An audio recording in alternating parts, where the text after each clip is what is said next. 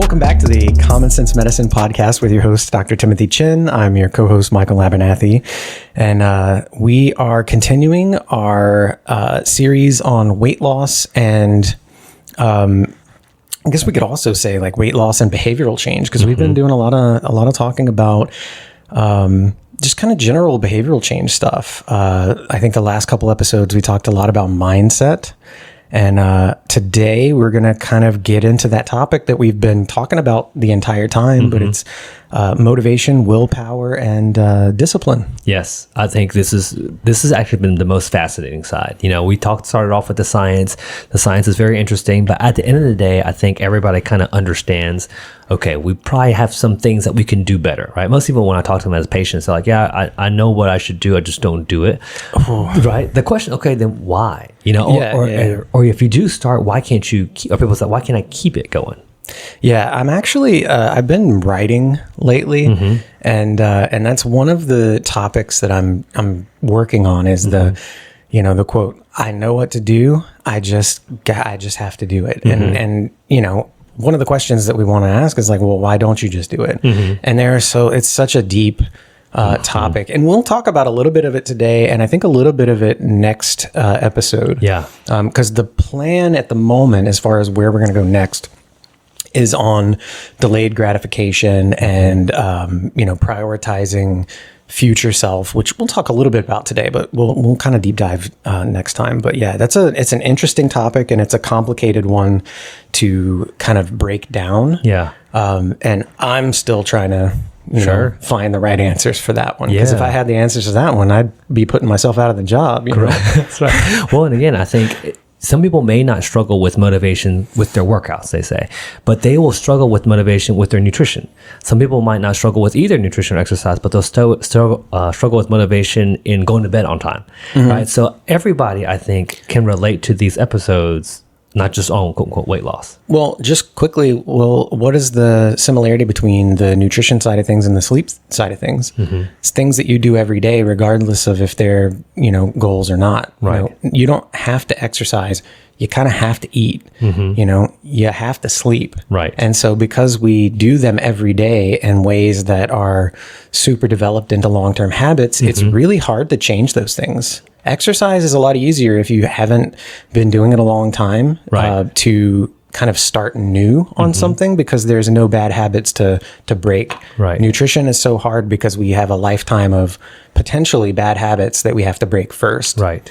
And start building new ones. Right. Well, let's dive to it. So step one, people often will say, well, Doc, I'm just not motivated. Okay. Michael, how do we fix this motivation thing? Well, we got to understand what motivation is first. So I have a definition here that's motivation is an emotional response consisting of excitement, desire, and willingness to take action, usually towards a specific goal. And so everybody can kind of relate to that, where, we're coming up on the new year. So everybody gets really excited and pumped, and they're like, I'm going to make these changes. We're going to have success. It's like, we're going to be better. And so there's this emotional response, or this emotional factor to it, where you're pumped, you're motivated. But the thing is, everybody also understands that motivation is fleeting. It comes and goes, and, it might last a few days or a few weeks, but maybe a few months if you're lucky. But how many times have you been so pumped and motivated to start something new in the beginning of the year, and by February you're done? Yeah. You don't go to the gym anymore, and you've kind of given up. It's because that motivation, it's not a permanent thing. You have to work at it. And so that's why the other thing about motivation is that it doesn't happen spontaneously. And we've talked about that before. If you're waiting for the perfect time to start something before you're motivated, it's never going to start. Never going to happen. So that's why action, which is our next little point, action is so important. Sometimes we just have to do things first, even when we're not motivated. Because what happens is, if you take action and you start doing something, number one, you're learning what works and what doesn't for you. So you're getting some learning going. But also if you start doing something and you start to see progress, that's when you start getting motivated, because you get those wins and you're saying, oh, I can do this. I'm building that confidence in my abilities to actually make progress. And then you get motivated to see more. Yeah. And so action, sometimes you just have to start. Yeah. Yeah. In fact, I think one of the super trainers, so I usually do Beachbody. That's my workout routine. They said something along the lines like, sometimes you don't wait for motivation. You have to generate. Like, you just have to show up and start doing things. And like you said, once you start seeing the small wins, which we talked on last episodes, pay attention to the small wins. Appreciate those small wins. Once you start getting them, it builds confidence and it gets you motivated. Some people start seeing either the scale go down, or they notice they look different in the mirror, or their clothes fit different. Oftentimes that's what starts the motivation. But if you just wait for motivation, you may never. We'll just wait till January 1 every year and just follow the gym marketing people on social media. Yeah, pretty much. Yeah, you said something a minute ago, and I just got distracted by the January 1 thing. But I was going to say, we repeat a lot of the same things episode after episode after episode. And I was starting, as I was like putting notes together for this episode, I started to notice like how many times we've repeated certain things. And it's not that we forgot that we put it in there. It's that it's that important that it needs to be repeated that many times. Right. Because, and it's, some of these things are intertwined with everything else. And, with this whole motivation thing and action preceding motivation and the willpower and stuff, like we have to understand that. Yeah. And so that's why we're repeating it. So if we sound like broken records, there's a reason for that. It's not that we just forget what we said last time, but, Good point. It's easy to take action or be motivated when there's something that you really, really want. But what happens when that's not enough? Yes. And so that's where discipline comes in. All right. And so discipline, motivation is wanting to change your life, and discipline is doing all of the things that make that a reality. So a couple episodes ago, or maybe last episode, we talked about a few cognitive biases, like confirmation bias and or some other ones. Negativity bias is one. Recency bias is another one. So, yeah. And so we'll talk about another one today. It's present bias, which means, or another word that you could use for present bias is impulsivity. So we tend to prioritize short-term gains or pleasure over long-term well-being. And I think everybody can relate to that. Absolutely. And so I know we talked about this whole impulsivity thing is a holdover from, long time ago when we didn't really live past 35, 50% of the time. And so we, again, when you don't live that long, you don't prioritize the future. You prioritize the now, because that's all you're guaranteed, really. And so when we talk about willpower, that is also self-control, self-discipline. That's the counter to impulsivity. And so when you're faced with making a decision on the spot, your natural inclination is going to be to go with that decision because it feels good now. Willpower is what gets you to not make that decision now for the better outcome later. Yeah. And so we have a term for that kind of decision. And so do you want to take a stab at what that is, where you forego the reward now for the better reward later? Delayed gratification. That's exactly what it is. There we go. Yeah. That's right. And we'll talk about that next time. But yeah, that's delayed gratification. So willpower is our ability to delay gratification. And so the thing about willpower is that we can build up our willpower by practicing, like putting it into practice. Yeah. So the more we come into situations where we're faced with impulsive decisions and we, use willpower to not do that, right? To delay gratification, the better we get at doing that. So the more we do hard things, the better we get at doing hard things, right? The flip side of that is that the more you do impulsive things, the better you get at doing impulsive things. Right. So it's just like a muscle. You build it up, but if you don't use it, you lose it. So you can improve your willpower by practicing. and you can strip it down by not using it. Yeah. And it's so funny because this sounds like it's so basic, but the reason we mention it over and over is because if we can do it, we could really change a lot of things, right? And so even like with this matter of using willpower, I like that you said that this is something that you can actually grow. So it's kind of like money. You might not be very good at making money in the beginning. You start with $100, but the more you practice and the more you move up, you make more and more and more and more. And so once your willpower gets more, you can actually accomplish a lot more things because you have the ability to not get sidetracked so easily. Right. And again, in this day and age, I feel like with social media, our world is designed for instant gratification. Yes, the entire world. The whole world, yeah. And so we're practicing instant gratification every time you take out your phone versus read a book with your child, right? Because it's more fun to look at Instagram, even though, if I spend more time reading a bedtime story to my child, it'll pay off. It just, you don't see it immediately.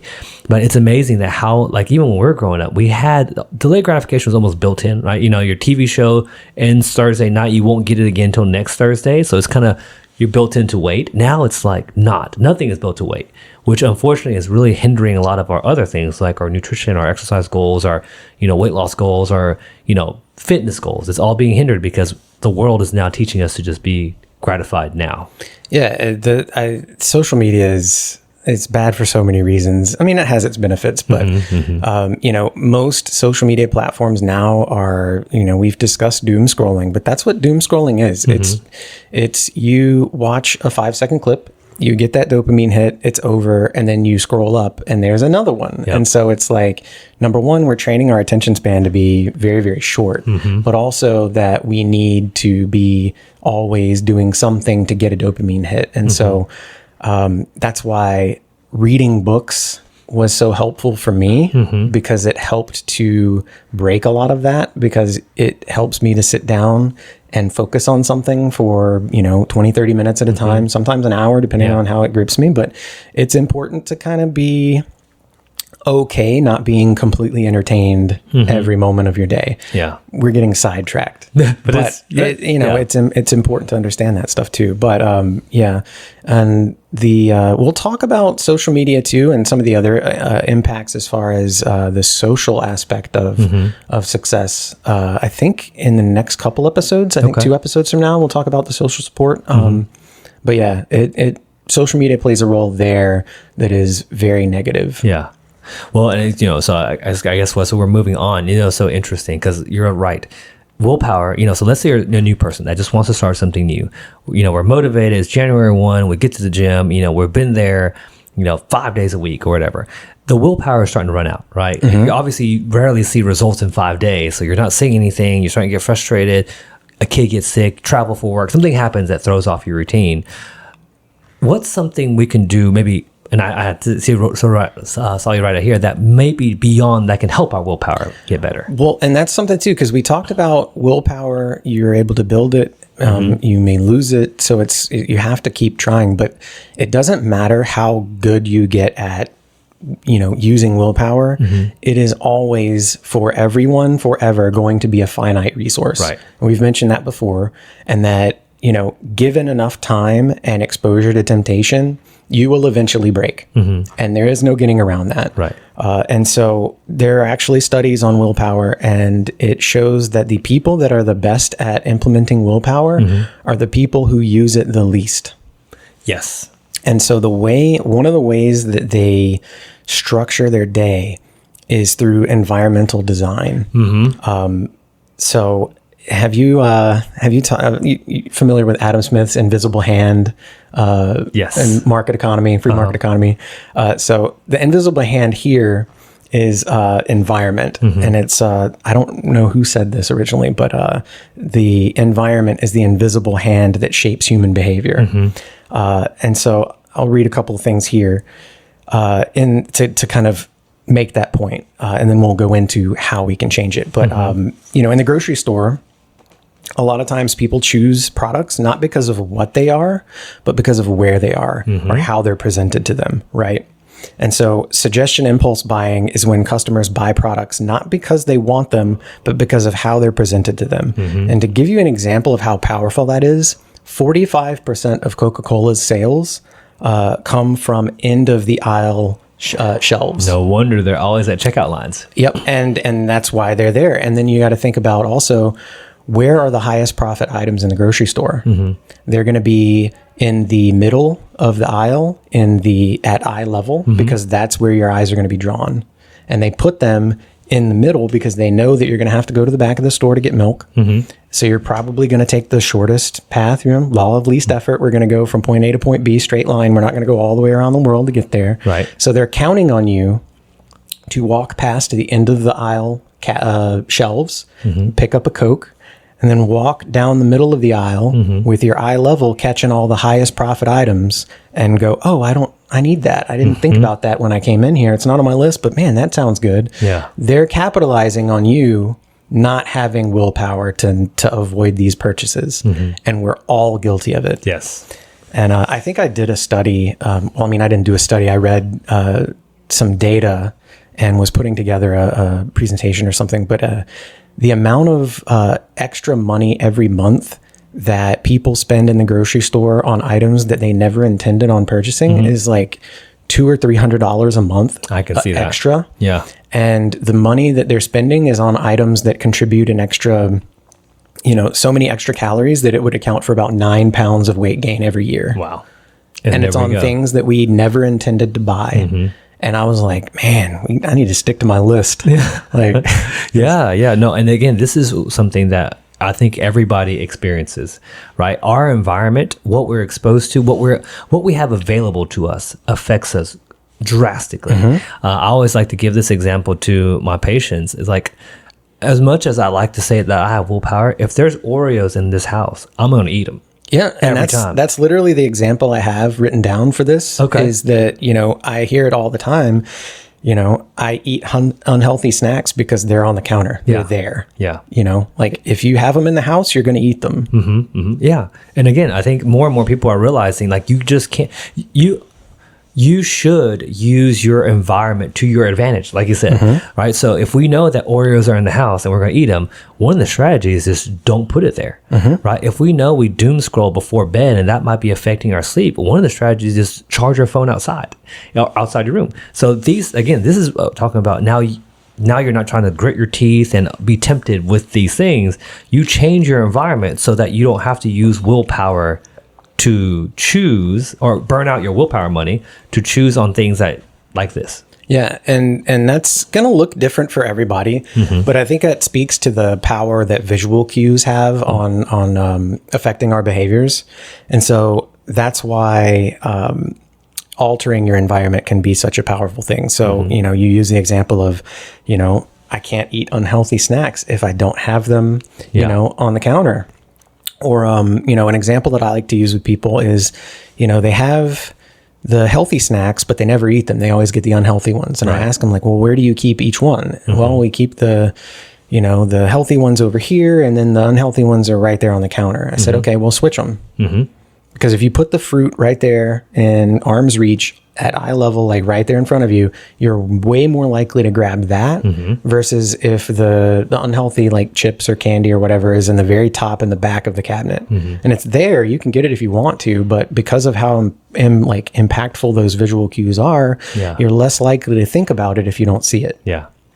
So, and so taking that concept and thinking about it, and this is a very individualized thing, applying it to like all of your environments in your house, in your office, at work, wherever it is that you spend your time, make sure that you fill that space with productive cues, things that influence you to make good behaviors or, good decisions, and remove the cues that influence you to make poor decisions. Yeah. Right. So that's like the fruit and the candy, right? In the office, it's, if you are prone to getting on your phone, like you said, or like the bedroom thing, if you're prone to getting on your phone and scrolling, charge your phone outside your bedroom. If you have, they make apps on your phone that you can download that lock you out of social media during certain hours of the day. And that's kind of an extreme example. And I don't know anybody that does that, but those apps are out there, and you know that people aren't going to develop an app unless there's a need for it. Yeah. And so there are enough people out there that are addicted to scrolling on their phone that they have created apps to help these people implement self-control. Yeah. And that's part of environmental design. So it's not necessarily, just moving something in your house. It's literally putting locks on your phone so you cannot get into the apps that are going to distract you from being more productive through the day. Yeah. Well, and again, I've seen people, right, they've deleted social media apps off their phone, or they've, logged out of Twitter or Facebook, because again, they are starting to realize that this is starting to creep in. I'm eating dinner or eating lunch and I'm constantly scrolling, and again, it's like I said, it's different for everyone, but this is one of those keys that I think if people learn to adjust their environment, it will make their ability to achieve their goal significantly easier. Because again, like we said, so I'll give you an example. I had a patient that he wanted to start walking, right? But he walks 0. And so the first step I started with him was like, you know what? Every morning when you're drinking your coffee, because his habit now is I already drink my coffee every morning. Why don't you just drink it outside? Just take it and just walk outside and just stand there and just drink your coffee, and then, or sit outside, and then afterward you can go inside. Now, from a calorie standpoint, it doesn't do anything. But what we're trying to do is make that habit of, I'm just going to get this habit that I do every day and link it to another habit, like go outside. And sooner or later, every day if he's outside, what you're hoping is after a while, you're like, well, my feet are already moving outside. I might as well just walk to the mailbox and back. Yep. And again, these are small things that in the beginning don't look anything, but we're trying to change his environment. We're trying to change his habit, trying to change how his brain, links coffee every morning to being outside. Anyway, we're talking about really finding ways to take advantage of your environment to help you develop these habits so that you're not constantly relying only on willpower to sustain a habit. It's funny that you bring that up, because I've actually, I have a guy that I coach now that's called habit stacking, where you take a habit that already exists. Drinking coffee is kind of one of those. Yeah. And then you stack it, or stack a new habit on top of it. And so this person was trying to figure out how to fit workouts into his mornings. And I asked him what he did when he brews his coffee. And he's like, I stand there and I wait for the cup to finish. Yeah. I said, okay, well, while your coffee's brewing, why don't you drop down, do some push-ups or some squats, or, do some lunges around your kitchen. And so he's been doing that. And he has, work is crazy and life is crazy, but he's able to get at least some exercise in at the beginning of the day. And because he does the first set, he's doing multiple sets now. Yeah. And he was joking with me a couple weeks ago. He said that his wife was like, you shouldn't feel so bad. You haven't exercised in, weeks or, a month. You haven't been to the gym at all. And he's like, I didn't tell her that I've been working out every morning and getting those wins in. And he's like, and it starts my day off with some exercise. And if I can't get to the gym, I at least got that done. So I don't feel so bad about not getting to the gym later in the day. But yeah, habit stacking is really powerful. Awesome. And so, the ultimate goal is to reduce the amount of willpower that you need to be, or you need to use by changing your environment. And removing temptation, developing good habits, and yeah. But I wanted to talk about, because you mentioned life throwing, kind of curveballs, the unexpected. So there's another thing that is very similar, and it's focus. And so when I say focus, I mean just your ability to pay attention to something, like when you're reading a book. Focus. Focus is very prone to getting thrown off by distraction or and stress. Yeah. And so I'll give you an example that I came up with because this happens to me all the time. When you are going through the motions and you're doing something that you do every day, it's a habit. You don't have to think about that very much. Right. It's just autopilot, right?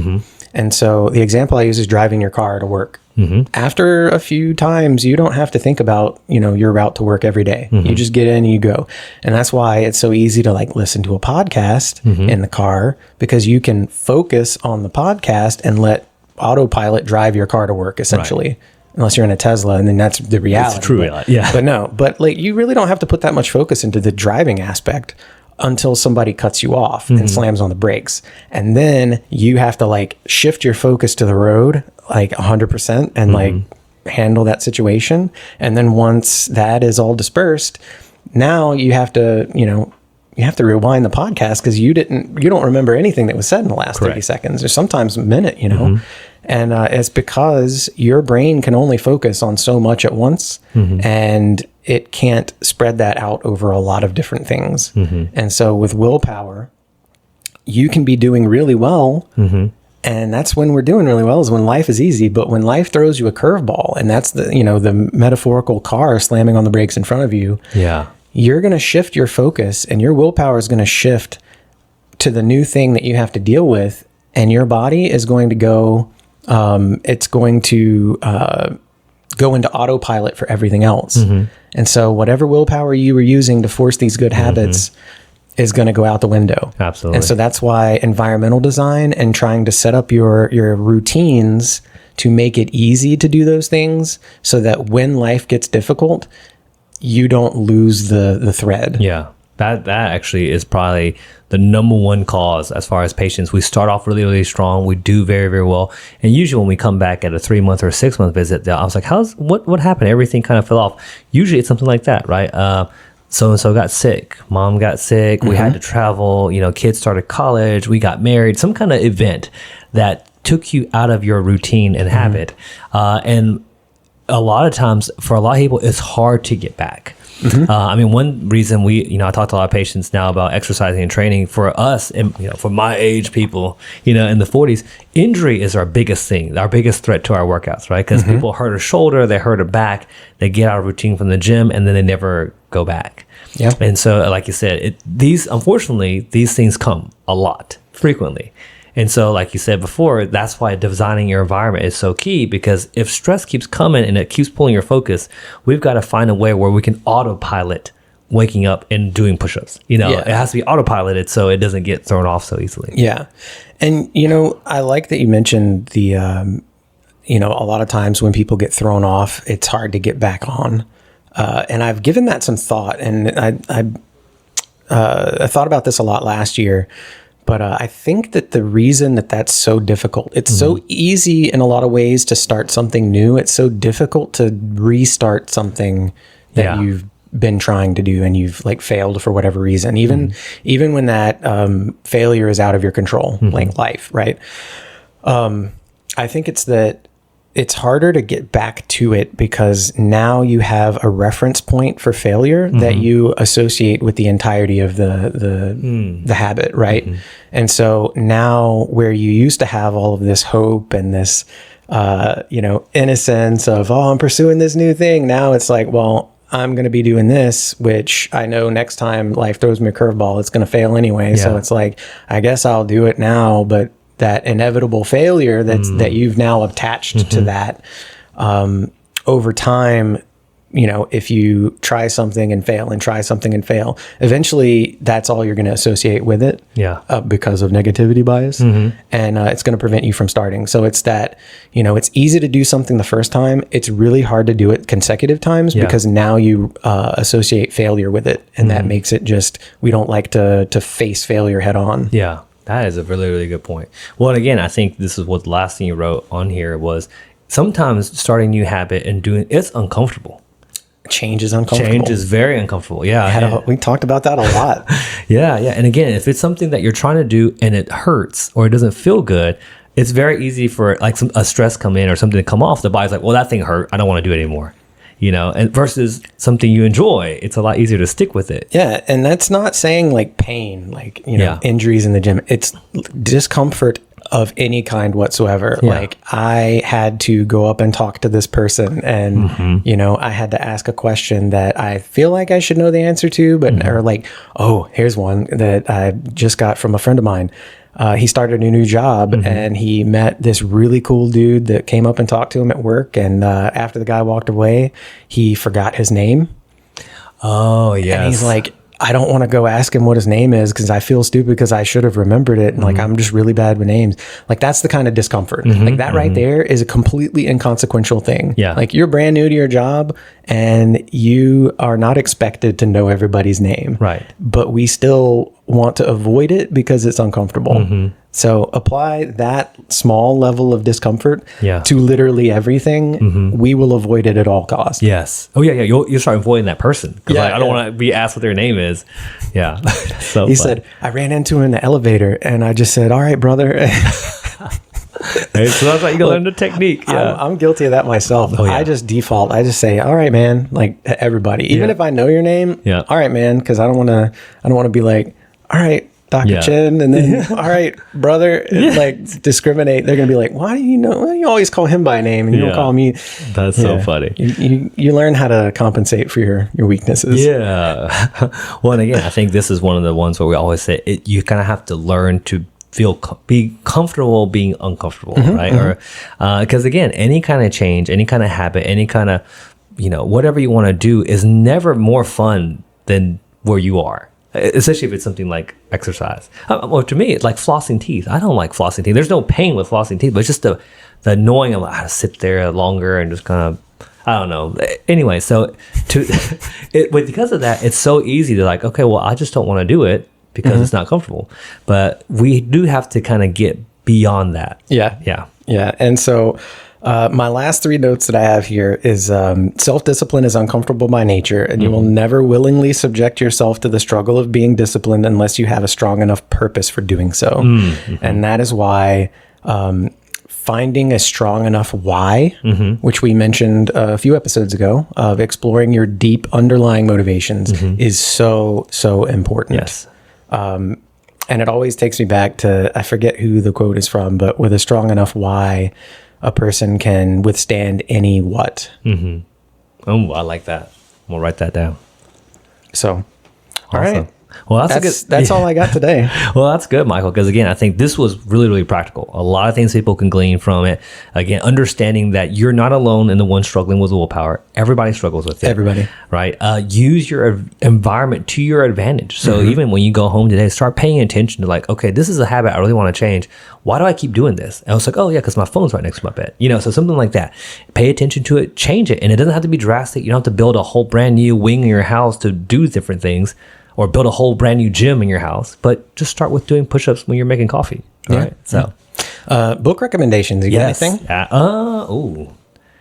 Atomic Habits is probably a really good book recommendation. Always. I've read it twice this year, and I'm probably going to read it probably 10 more times.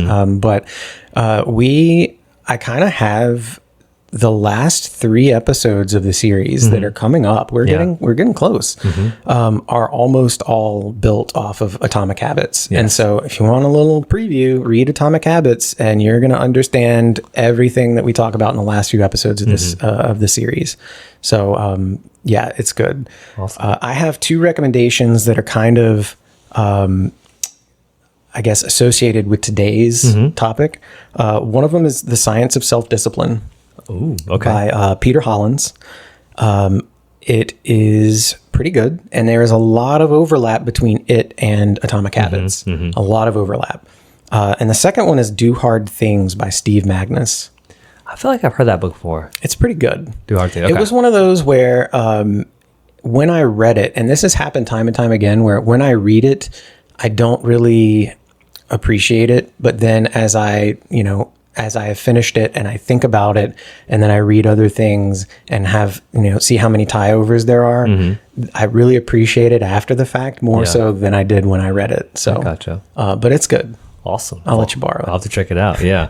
Well, again, to our listeners, it's New Year's. I guess this is a great episode. It's coming right out on New Year's. Yeah. No, that's perfect timing. Yeah. So awesome. Well, thanks, Michael. Absolutely. We'll see y'all next time.